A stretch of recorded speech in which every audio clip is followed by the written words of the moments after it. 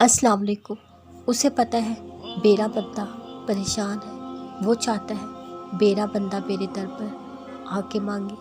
उसे बहुत पसंद है आपका मांगना।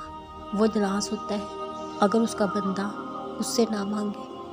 आपके दिल में ख्याल बाद में आता है, अल्लाह को पहले से पता होता है। बहुत मोहब्बत है उसे आपसे, अपने बंदे से। आप भी तो करें उससे मोहब्बत। उसे बताएं अपनी हर बात, हर मुश्किल, हर परेशानी, हर खुशी। वो बहुत प्यार से सुनता है आपको।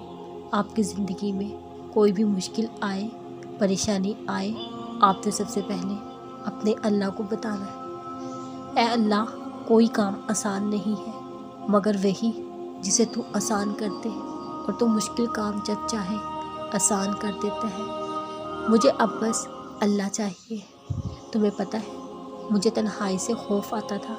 शोर तो मुझे पहले से पसंद नहीं था, लेकिन तन्हा भी नहीं होना चाहती थी। अब तन्हाई मुझे सुकून देती है, बेहद सुकून, रूह में उतरता हुआ सुकून। क्योंकि मेरी तन्हाई में अल्लाह होता है। मैं अपनी तन्हाई में अल्लाह से बातें करती हूँ, अल्लाह मुझे सुनता है। मुझे अब किसी को सुनाना अच्छा नहीं लगता। तुम मेरे लिए दुआ करो, मुझे अल्लाह मिल जाए। मुझे अब बस अल्लाह चाहिए। अल्लाह नूर है, अल्लाह मोहब्बत है, अल्लाह सुकून है। आसमान से ज़मीन तक आता हुआ नूर, इंसान के दिल में उतरता हुआ नूर, नूर ही नूर। आजमाइश अपनों से शुरू होती है। रसूलुल्लाह सल्लल्लाहु अलैहि वसल्लम ने जब दावत हक़ का ऐलान किया था, सबसे पहले दुश्मन उनके ख़ानदान वाले थे। उनके चचा अबू लहब, अबू जहल। वो जानते थे मोहम्मद सल्लल्लाहु अलैहि वसल्लम हक़ पर है, सच कह रहे हैं, लेकिन मानते नहीं थे। अबू लहब की बीवी मोहम्मद सल्लल्लाहु अलैहि वसल्लम के रास्ते में खारदार लकड़ियाँ बिछाया करती थी। कितनी तकलीफ़ें दी रसूलुल्लाह सल्लल्लाहु अलैहि वसल्लम के ख़ानदान वालों ने उनको। यूसुफ का किस्सा याद करें। यूसुफ के भाई उनसे इतना हसद करते थे, वो इन्हें अपनी ज़िंदगी घर से निकाल देना चाहते थे।